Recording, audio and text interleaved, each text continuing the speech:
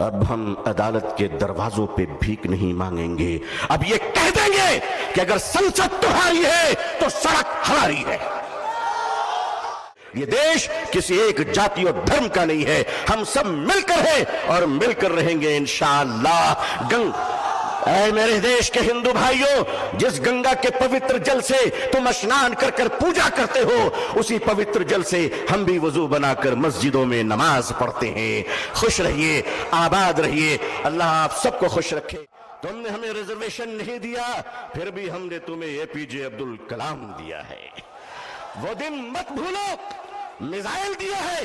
एक बार मोहब्बत करके तो देखो, एक बार प्यार करके तो देखो। हमारे हर घर से तुम देखना शेखुल इस्लाम निकलेंगे, शेखुल हिंद निकलेंगे। देश की हिफाजत करनी है, इंसानियत और मानवता को बचाना है।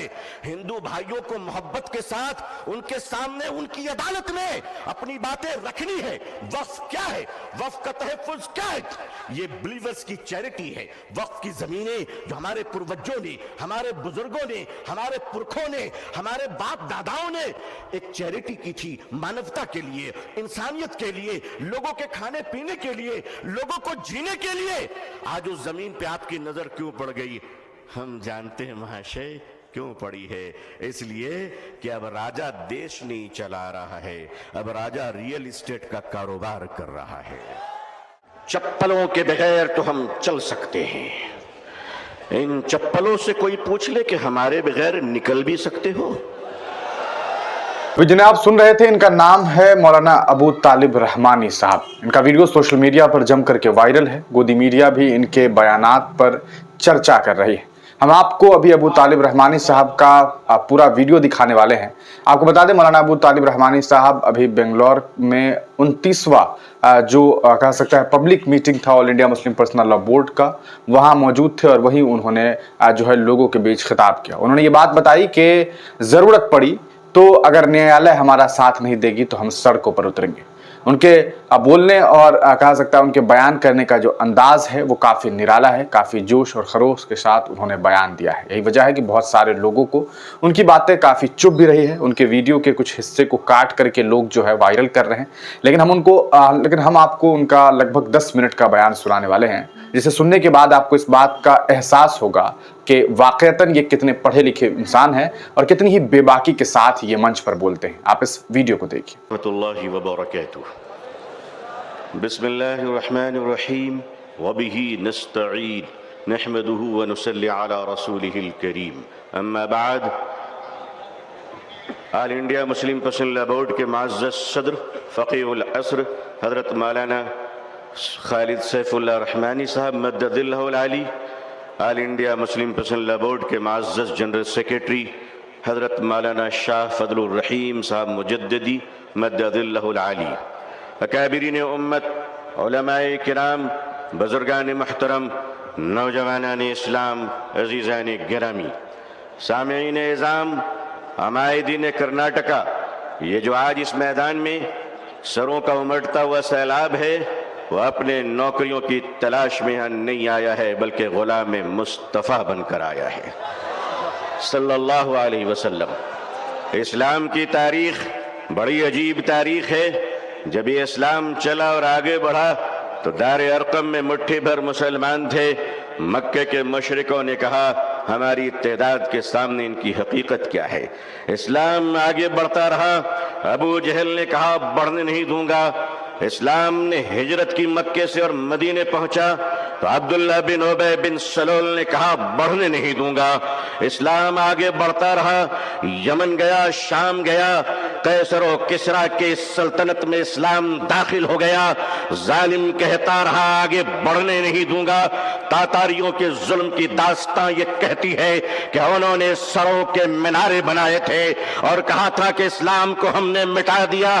दुनिया के जालिमों ने यह फैसला किया था कि इस्लाम के चिराग को जलने नहीं दूंगा। खुदा का फैसला था कि इसे हम बुझने नहीं देंगे। इधर आ सितमगर, हुनर आजमाए, तू तीर आजमा, हम जिगर आजमाए। लोगों, तुमने क्या समझ रखा है? हम जितने मुसलमान हैं उतने ही सीमेंटेड इंडियन भी हैं। उतने ही भारतीय भी हैं। हमें अपने ईमान की भी हिफाजत करना आता है, इस्लाम की भी हिफाजत करना आता है। ऐ भारत की धरती, याद रखना, अगर तुझ पर भी खतरा आया तो तेरी इज्जत को भी बचाना आता है।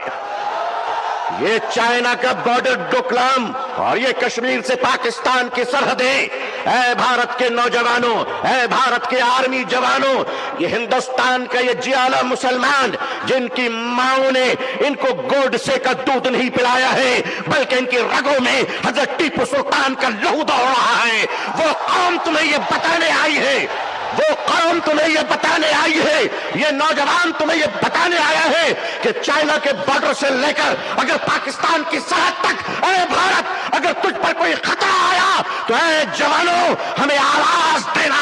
खुदा की कसम, हम अपने जवानों को, नौजवानों को, मुसलमानों को कफन पहनाकर सरहदों पे पहुंचा देंगे। अल्लाह अकबर, अल्लाह अकबर, अल्लाह अकबर। मगर याद रखिएगा, चप्पलों के बगैर तो हम चल सकते हैं। इन चप्पलों से कोई पूछ ले कि हमारे बगैर निकल भी सकते हो? आता है निकलना, आता है चलना। यह हिंदुस्तान हमारा वतन है, इस वतन को कल भी हमने बचाया। मुश्किल यह है कि 47 में बदकिस्मती से हिंदुस्तान का बंटवारा हुआ था। 2024 में लोग दिलों का बंटवारा करना चाह रहे हैं। हम इस दिल का बंटवारा होने नहीं देंगे। भारत के अपने प्रिय हिंदू भाइयों से मैं उनका आशीर्वाद और दुआएं लेकर उन्हें कहना चाहता हूं, हिंदू भाइयों, हम आपके बगैर नहीं, आप हमारे बगैर नहीं। हमारे और आपके बीच में ये तीसरा कोई लैंड ब्रोकर आ गया है, जिसकी ना बीवी है ना बच्चे हैं। ये जिधर जाते हैं उधर सताते हैं। लेकिन इनको बता दीजिए और साफ साफ बता दीजिए, कुत्ते वफादार हो ये बात तो सही है, मगर वफादार कुत्ते बन जाए ये बात सही नहीं है। क्या समझ रखा है? All India Muslim personal board, हमारे बुजुर्गान दीन अकाबरीन बैठे हैं। मैं आपसे सच कहता हूं, हमें अपने दीन की भी हिफाजत करनी है और अपने देश हिंदुस्तान की भी हिफाजत करनी है। अब मैं आपसे एक बात कहना चाहता हूं, आपके हमारे रहते हुए अगर कोई उड़ीसा के आदिवासी की कालाहांडी की छोटी सी बच्ची बात बात कहकर अगर भूखे 7 दिन में मर जाती है, तो मैं अपनी कौम से पूछना चाहता हूं, मालदारों, खुदा को तुम क्या मुंह दिखलाओगे? अगर हमारे देश में यह अत्याचार हो रहा है कि एक पति अपनी मरी हुई पत्नी की लाश को पैसे न होने की वजह से एम्बुलेंस नहीं मिलती है, कांधे पे उस लाश को लेकर चलता है, ये हमारा भारत है, ये हमारा समाज है, ये हमारा इंसाफ है। क्या हो रहा है इस देश में? ये देश कहां जा रहा है? रिश्वत के बगैर दवा नहीं मिलती, रिश्वत के बगैर कफन नहीं मिलता, रिश्वत के बगैर जनाजे नहीं मिलते, रिश्वत के बगैर लोगों को जिंदगी की सांस लेने की इजाजत नहीं है। नहीं नहीं लोगों, हम अपने इस प्यारे देश को इस तरह लुटेरों के हवाले नहीं कर सकते।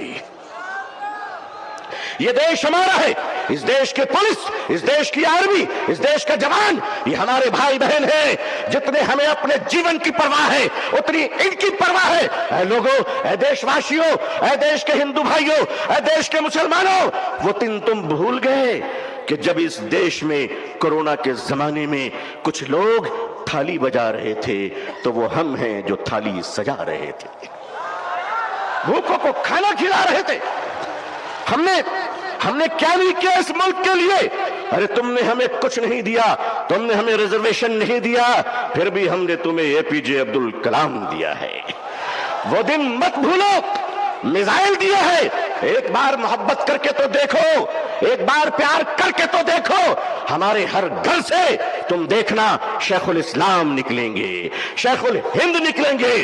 देश की हिफाजत करनी है, इंसानियत और मानवता को बचाना है, हिंदू भाइयों को मोहब्बत के साथ उनके सामने उनकी अदालत में अपनी बातें रखनी है। वक्फ क्या है, वक्फ का तहफ्फुज क्या है? ये बिलीवर्स की चैरिटी है। वक्फ की जमीनें जो हमारे पूर्वजों ने, हमारे बुजुर्गों ने, हमारे पुरखों ने, हमारे बाप दादाओं ने एक चैरिटी की थी, मानवता के लिए, इंसानियत के लिए, लोगों के खाने पीने के लिए, लोगों को जीने के लिए। आज उस जमीन पे आपकी नजर क्यों पड़ गई? हम जानते हैं महाशय क्यों पड़ी है। इसलिए कि अब राजा देश नहीं चला रहा है, अब राजा रियल एस्टेट का कारोबार कर रहा है। लेकिन माफ कीजिएगा, ये वक्फ की जमीनें आज हमारे माननीय प्रधानमंत्री जी, अल्लाह उनको लंबी उम्र अता फरमाए, अल्लाह उनको अच्छी सेहत दे, अल्लाह उनको सही सूझबूझ अता फरमाए, अल्लाह उनका घर बसा दे, आमीन। आज आप कहते हैं कि हम खत्म करके रहेंगे, ठीक है। अगर लोकतंत्र पे शक्ति तंत्र का अहंकार चलेगा तो मैं भी अपने बुजुर्गों की जूतियों में बैठकर कह देना चाहता हूं कि हजरत, अब हम अदालत के दरवाजों पे भीख नहीं मांगेंगे। अब ये कह देंगे कि अगर संसद तुम्हारी है तो सड़क हमारी है।